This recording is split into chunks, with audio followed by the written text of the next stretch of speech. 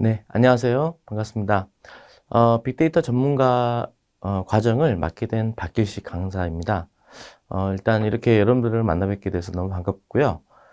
이제 그 빅데이터 전문가라고 하는 이 과정은 일단 그 빅데이터를 가지고 수집을 하고 또 정제를 하고 또 그 과정에서 뭐 처리라든지 분석을 하는 일련의 어떤 과정들과 관련된 여러 가지 그 필요로 하는 그런 어떤 지식 또는 역량을 그 평가하는 거라고 할 수가 있는데, 저와 함께 이렇게 이 과정을 통해서 여러분들이 이 빅데이터에 대한 기본적인 개념이 또 잘 없고 또 처음 공부하는 내용이라 할지라도 알기 쉽게 좀 이해하기 쉽게 강의를 할 수 있도록 노력하겠습니다.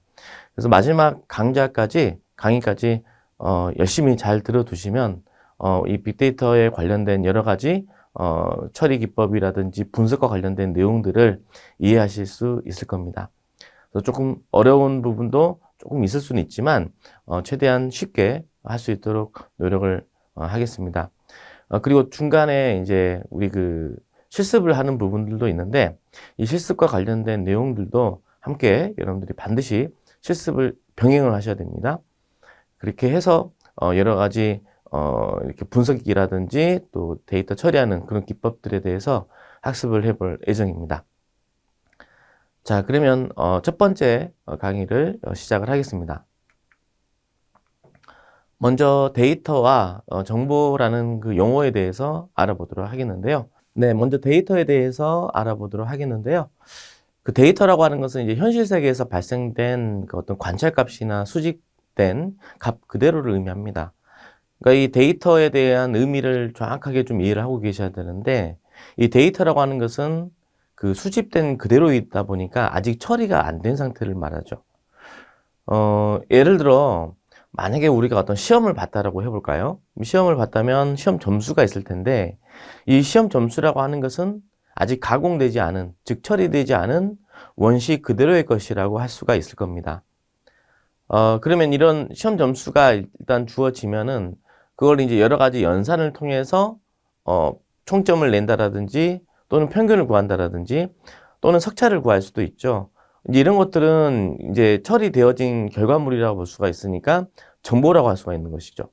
즉, 데이터를 수집을 한 다음 이 데이터를 어떤 처리라든지 가공 등을 통해서 이렇게 얻어진 결과를 정보라고 할 수가 있습니다.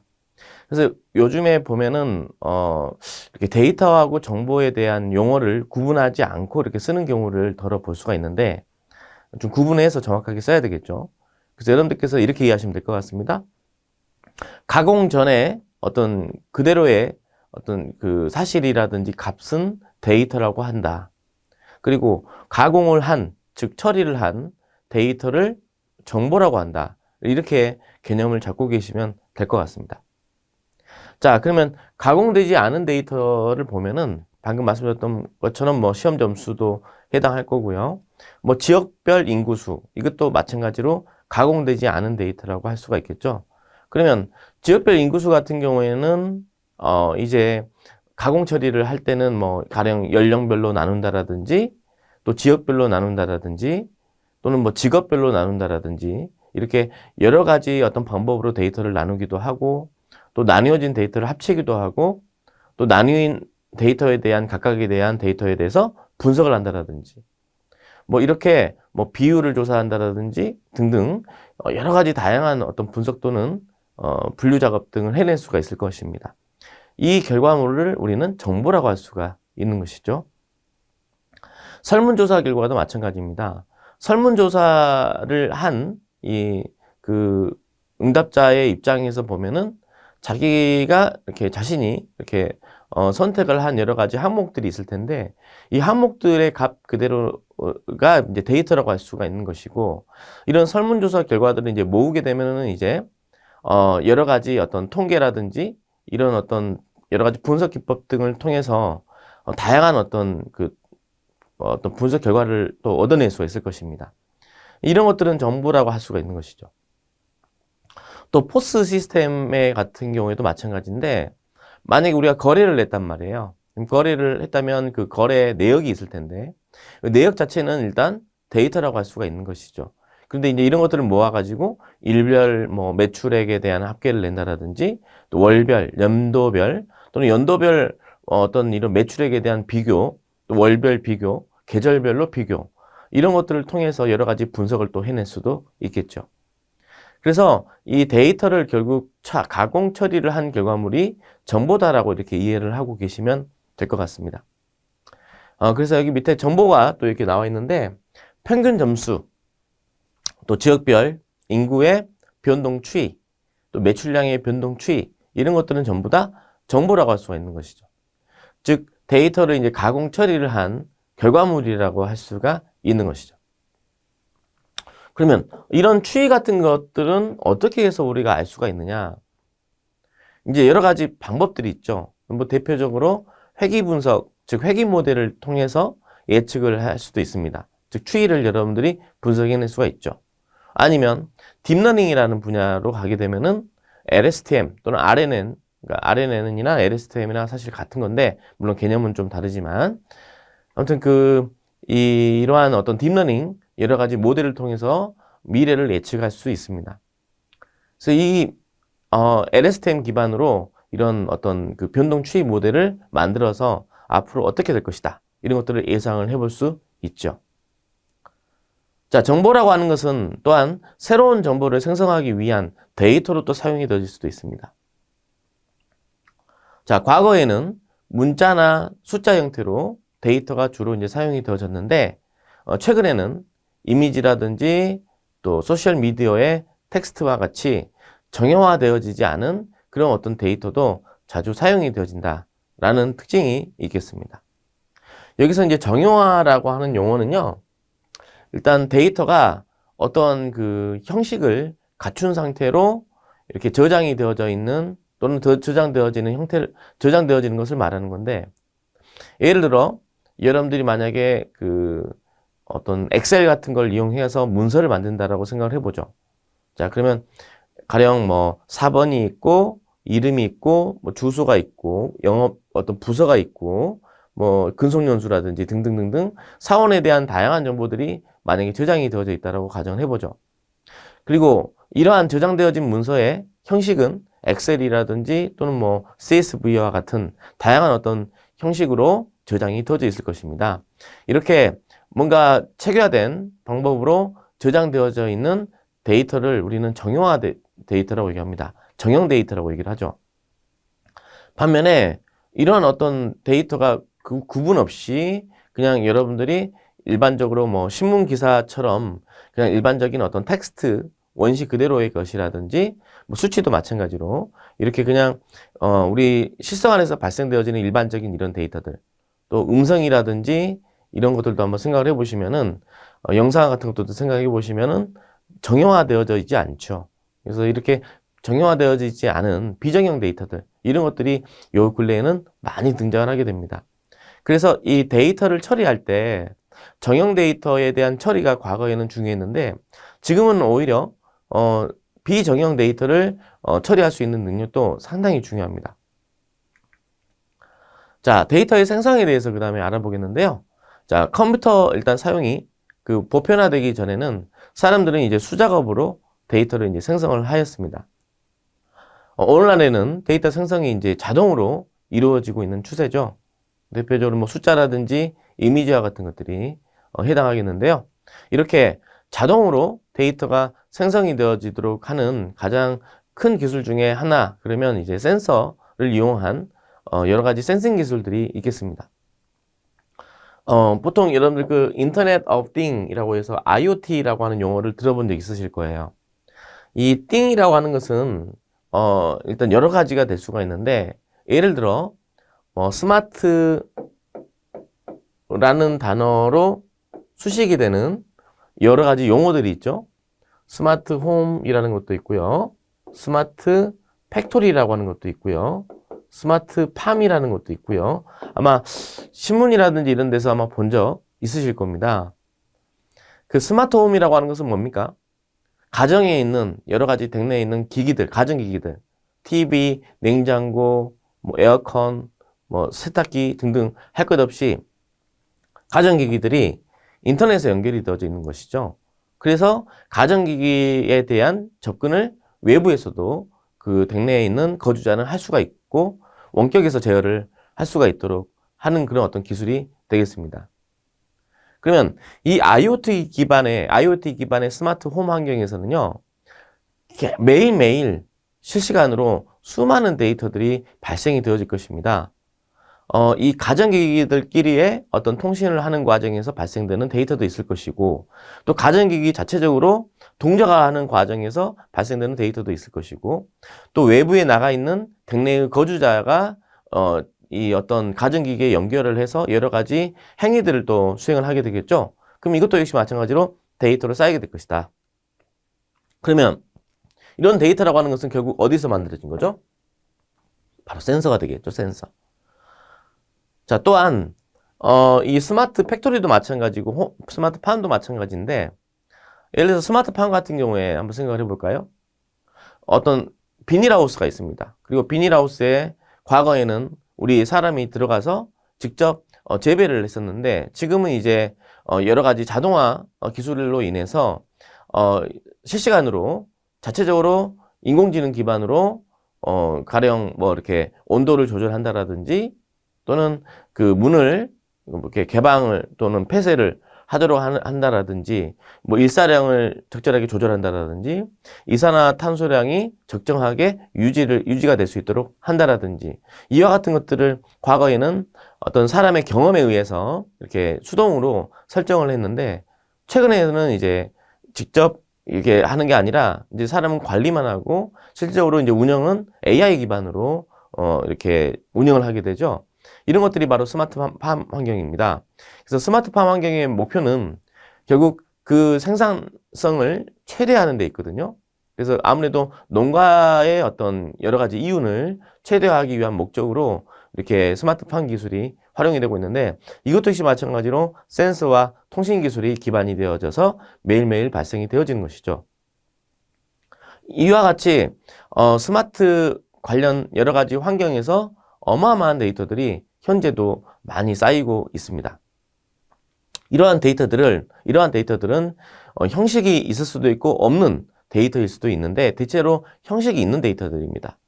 그래서 엑셀이라든지 이와 같은 편집기를 통해서 확인을 해볼 수 있는 형태로서 뭐 확장자가 뭐 CSV라든지 뭐 또는 엑셀 문서라든지 이런 형태의 포맷을 가지고 있는 게 일반적이고, 이걸 가지고 여러분들이 또 처리를 하게 되면 이제 무엇이 나옵니까? 바로 정보가 나오겠죠. 그래서 이 정보라고 하는 것은 이렇게 지금처럼 어떤 데이터로부터 발생된 것을 가공 처리한 결과물이라고 할 수 있겠습니다. 자, 그 다음 데이터 과학자라는 용어가 있는데, 자, 무수하게 쏟아져 들어오지만 이 모든 데이터를 아무래도 이제 좀 제한된 어떤 환경에서는 분석하는 게 좀 쉽지가 않을 것입니다. 자, 미국의 수천 대의 드론은 전 세계의 분쟁 가능 지역의 상공에서 영상을 매일매일 촬영을 해가지고 미국으로 전송을 하고 있습니다. 자, 그러면 이러한 데이터들을 어떻습니까? 우리 데이터 과학자들은 분석을 해야 되겠죠? 그리고 또 처리를 해야 할 것입니다. 자, 그래서 데이터 과학자는 매장이나 인터넷 사이트를 통해서 들어오는 제품에 대한 무수한 데이터를 반드시 처리해야 되는 데이터와 그렇지 않은 데이터로 분류를 하고 또 필요한 정보를 추출할 수 있어야 됩니다. 자, 그 다음 정보에 대해서 정의를 해보도록 하겠습니다. 방금까지 제가 데이터에 대한 설명을 드리면서 사실 정보에 대한 정의까지도 함께 내렸는데요. 정보라고 하는 것은 어떠한 상황에서 의사결정에 도움을 줄 수 있는 그런 어떤 지식의 일종이라고 볼 수 있습니다. 자, 그러면 정보에는 어떤 특징이 있느냐? 일단 적시성이 있겠죠. 정보라고 하는 것은 이용하는 사람이 필요할 때 제공되어야 비로소 가치가 있을 것입니다. 예를 들어서 일기예보를 한번 생각을 해보죠. 외출하기 전에 일기예보가 제공이 되어야지 우산을 챙겨갈 것인지 말 것인지를 우리가 생각해 볼 수가 있죠. 또 교통 상황 같은 경우에도 우회길에 대한 정보 제공도 역시 마찬가지고요. 근데 만약에 일기예보라고 하는 게 오늘에 해당하는 오늘의 일기예보를 만약에 일주일 후에 한다. 또는 한 달 뒤에 한다. 그러면 이게 의미가 있습니까? 아무 의미가 없죠. 교통상황 우회길도 마찬가지입니다. 자, 지금 목적지를 제가 이동을 해야 되는데 최적의 경로를 알려주는데 한 1시간 걸리는 거예요. 한 2시간 걸리는 겁니다. 하루가 걸립니다. 그러면 이 정보가 과연 정보로서 가치가 있나요? 없죠. 그래서 이 정보라고 하는 것은 적시성이 매우 중요합니다. 그 다음 두 번째로 공공성이 있습니다. 자, 정보라고 하는 것은 많은 사람들이 공유를 하면 할수록 가치가 커진다라고 할 수가 있습니다. 자, 우리나라는 공공기관의 정보 공개에 관한 법률을 통해서 정보의 공공성을 확대하고 있습니다. 그래서 이 공유라고 하는 것이 매우 중요하죠. 자, 그 다음으로 개별성이 또 있습니다. 같은 정보라고 할지라도 사용자에 따라서 가치가 다를 것입니다. 자, 예를 들어서 삼성전자의 올해 영업실적 정보는 주식 거래를 하는 사람에게는 가치가 있을 겁니다. 하지만 주식 거래를 하지 않는 사람에게는 사실 아무 의미가 없는 정보라고 할 수가 있죠. 그래서 이런 개별성의 특징을 가지고 있기도 합니다. 그 다음에 이제 활용성 측면에서도 한번 생각을 해볼까요? 정보라고 하는 것은 사용자가 활용할 경우에만 가치가 있습니다. 자, 예를 들어 외출하기 전에 일기예보에서 오후에 비가 온다고 했는데 빈손으로 집을 나서거나 또는 주가가 오를 것이라는 정보를 입수했는데 주식을 매수하지 않았다면 그 정보는 아무 가치가 없을 겁니다. 즉 활용이 가능해야 됩니다. 자, 그러면 이 정보화 사회에서 정보가 폭발적으로 늘어나고 있는데 이거 어떻게 다뤄야 되나, 처리해야 되나에 대해서 한번 살펴보도록 하겠습니다. 일단 정보화 사회라고 하는데 정보의 생산, 그리고 유통, 소비, 처리 등의 활동이 사회적 또는 정치적, 문화적으로 중요해지고 이를 통해서 가치 창조와 사회 발전을 이제 가능하게 하는 사회를 정보화 사회라고 하죠. 자, 우리 한번 과거로 한번 돌아가 볼까요? 자, 농경사회가 있었죠. 그리고 농경사회에서 이제 산업사회로 넘어오게 되죠. 산업혁명을 거치면서. 그리고 보통 우리가 이제 정보혁명이라고 얘기하는데, 정보혁명, 정보화혁명을 통해서 정보화 사회가 왔다라고 합니다. 즉, 이건 정보화 사회라고 하는 것은 인터넷의 그 보급을 통해서 이렇게 오게 됐다라고 하죠. 그래서 보통, 자, 그 1세대, 우리가 그 보통 1차 혁명 그러면 이제 농업혁명이라고 써 있고 2차 혁명 그러면 산업혁명, 3차 혁명 그러면 정보혁명이라고 얘기도 하기도 합니다. 요즘에는 어떤 용어들 많이 씁니까? 그렇죠. 4차 혁명 이런 얘기들 많이들 들어보셨죠? 4차 혁명. 그러면 4차 혁명이라고 하는 것은 결국 뭐냐? 이 정보화 사회하고의 차이점이라고 할 수 있다면 바로 그 근간에는 빅데이터가 있죠. 빅데이터.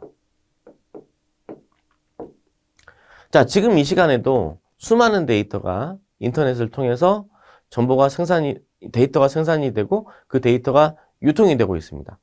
그러면 이러한 데이터들이 어마어마하게 많은 양들의 데이터들이 쏟아지고 있는데 이걸 여러분들이 수집을 해서 필요로 한 데이터들을 수집을 해서 그걸 처리 또는 분석을 한 결과물, 즉 정보를 이제 얻어낼 수가 있고 이걸 바탕으로 다양한 서비스를 해낼 수가 있는 그런 어떤 사회입니다. 자, 과거에는 이 데이터가 중요하지 않았습니다.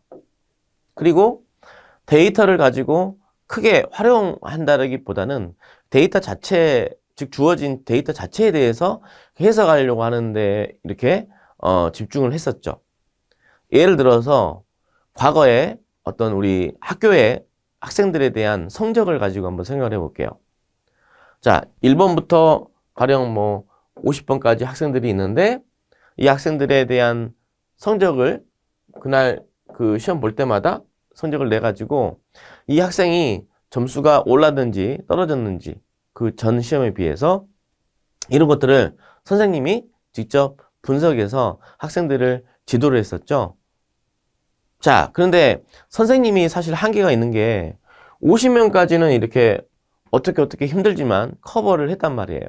그런데 학생 수가 100명 또는 1000명 또는 그 이상 이렇게 많아지게 되면 선생님이 할 수 있습니까? 못합니다. 또 시험을 또 여러 번 보게 되면 시험 점수가 굉장히 많이 있겠죠. 이걸 비교 분석하는 게 쉽겠습니까? 굉장히 어렵습니다. 또 이 학생이 고등학교 1학년, 2학년, 3학년, 또 중학교 1학년, 2학년, 3학년 그 과거에 비해서 현재 성적이 어떠한 추이인지 이런 것들 분석이 과연 쉬울까요? 굉장히 어려울 겁니다. 이런 것들이 이제 가능한 사회예요, 지금은. 그게 가능하게 된 배경에는요, 일단, 자, 첫 번째, 컴퓨터가 많이 빨라졌습니다. 두 번째, 데이터가 많이 축적이 됐습니다. 그 다음 세 번째, 병렬 처리라고 하죠. 병렬 처리 또는 분산 처리, 이런 것들이 가능하도록 한 여러 가지 기술적인 발달이 또 있었습니다. 그리고 네 번째, 이걸 해낼 수 있는 인력들, 바로 빅데이터 분석가들이 지금 생겨나고 있습니다. 바로 여러분들이 미래의 그 빅데이터 분석가들이 되실 분들이라 제가 생각을 하는데, 바로 여러분들이 이제 이와 같은 데이터들이 발생이 되어지면 수집을 하고 그것을 분석하고 결과를 도출해낼 수 있는 이런 일련의 과정을 수행할 수 있어야 되는 것이죠. 자, 그래서 이 데이터라고 하는 것은 일단 수집이 되잖아요. 데이터를 수집을 한 다음에 일단 수집이 된 데이터는 어디로부터 나오게 되는 걸까요? 일단 데이터베이스로부터 데이터를 가져올 수도 있고, 또는 인터넷에서, 여러분들 저기 스크래핑이라는 용어 들어보셨나요? 웹 스크래핑 또는 뭐 웹 크롤링이라고 얘기하는데, 인터넷에 있는 어떤 자료들을 이렇게 막 긁어오는 행위, 그걸 두고 스크래핑이라고 합니다. 이런 과정을 거쳐서 데이터를 수집할 수 있죠. 그러면 수집된 데이터는 원시 그대로의 것은 분석하기가 굉장히 어렵습니다. 우리 사람은 텍스트를 보면은요, 읽을 수 있어요. 그게 또 무슨 말인지도 압니다. 근데 컴퓨터는 알까요? 모를까요? 당연히 모릅니다. 인공지능이 안다고요? 예, 인공지능이 아는 거지 컴퓨터가 알지는 못한다는 이야기입니다. 그러면 인공지능이라는 것도 결국 컴퓨터가 그러한 능력을 갖게끔 사람이 어떤 훈련을 시켜가지고 만들어낸 거거든요.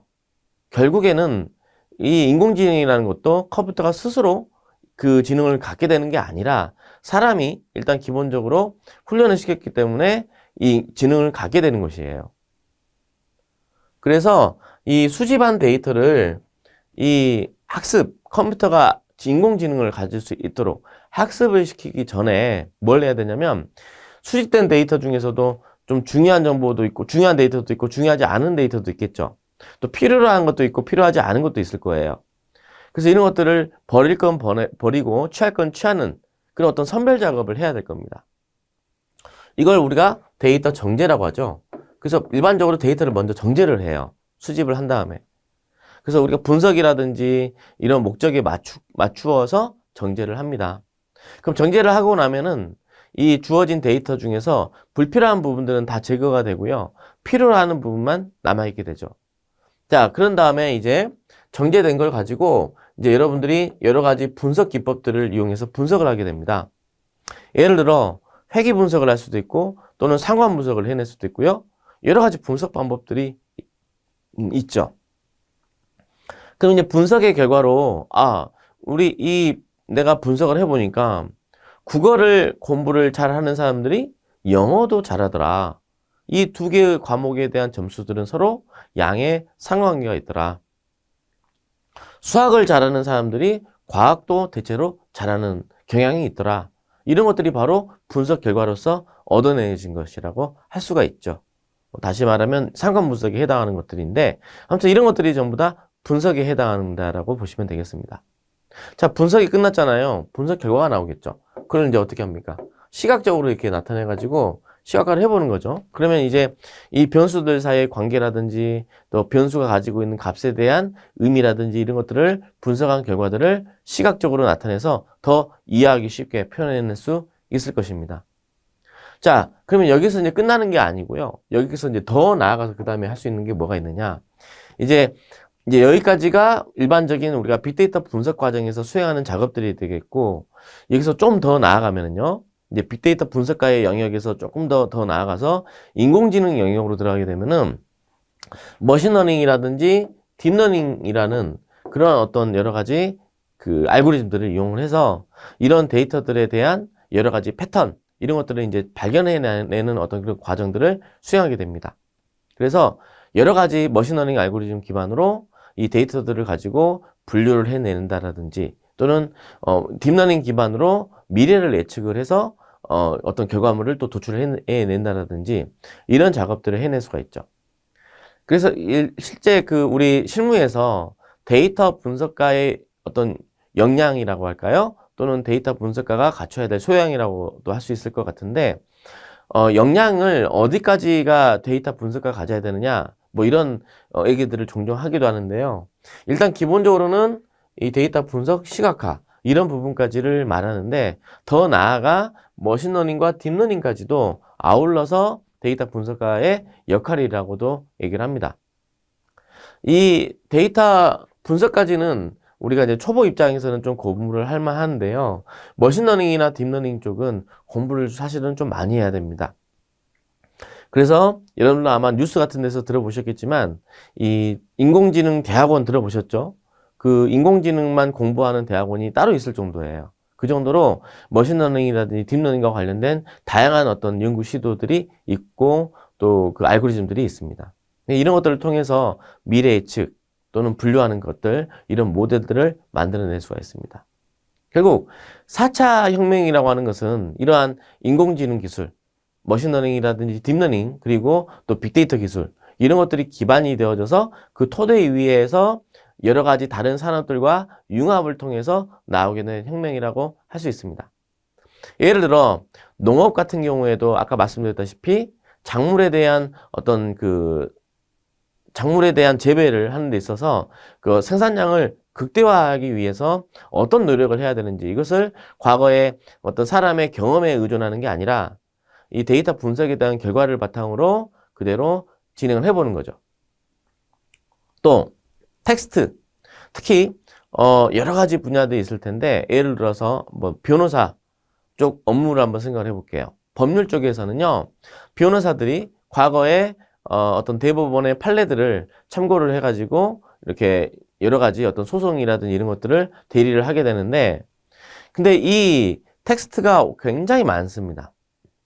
대법원 판례라고 하는 게요, 저도 수집을 해봐서 아는데 일부만을 수집을 했는데 그게 8만 건입니다.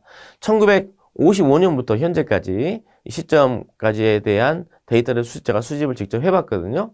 8만 건이 좀 넘습니다. 거의 9만 건 정도 육박하는데 이게 일부만 공개를 해놓은 거예요.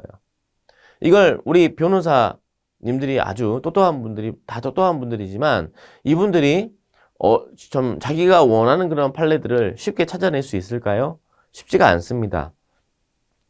그래서 이걸 좀 대신해주는 그러한 기술들도 많이 연구가 되고 있고요. 또 이 판결이 어떻게 될 것이다, 판결에 대한 예측이라든지 이런 것들도 AI가 해내기도 합니다. 그래서 AI를 기반으로 실제 법률을 이렇게 연구하는 기관이라든지 또는 이제 법인에서도 이 데이터 분석가에 대한 수요가 많이 있습니다. 실제 여러분들 아마 광고 같은 데 보시면, 취업 광고 같은 거 한번 봐보세요. 보시면 그 법률사무소인데 데이터 분석가를 뽑는 그런 회사들을 꽤 보실 수 있을 거예요. 이게 다 그런 이유죠. 또 제약도 마찬가지입니다. 바이오 분야, 특히 바이오 같은 경우에도 수많은 이런 어떤 바이오 데이터, 우리 사람과 관련된 여러 가지 어떤 신체의 어떤 정보라든지 또 어떤 검사 결과, 이런 것들 등등등등 여러 가지 데이터들이 있는데 이게 그냥 현재 지금 매장이 되어 있는 상태예요. 이걸 꺼내서 여러 가지 분석을 통해서 어떤 새로운 신약을 개발한다라든지 또는 환자의 어떤 현재 상태에 대한 미래 예측을 한다라든지 또 환자가 어떤 환자인지를 분류한다라든지 이런 데도 충분히 활용할 수가 있죠. 이처럼 데이터라고 하는 것을 활용을 하는 영역이 굉장히 넓습니다. 항상 기반은 빅데이터가 되는 것이고요.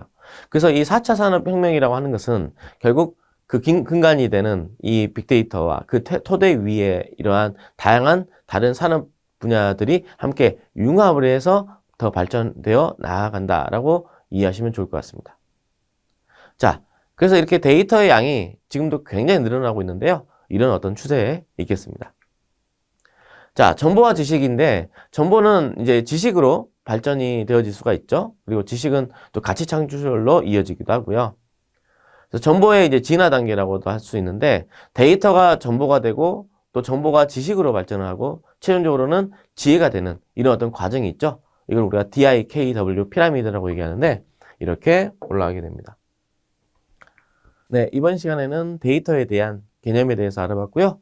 데이터에 대한 정의, 그리고 데이터를 생성하는 것과 관련된 이야기들을 해봤고, 그 다음에 데이터를 처리한 결과물인 정보에 대한 개념과 특징에 대해서 이렇게 학습을 했습니다. 이번 시간의 내용은 여기까지입니다. 다음 강의에서 뵙겠습니다. 감사합니다.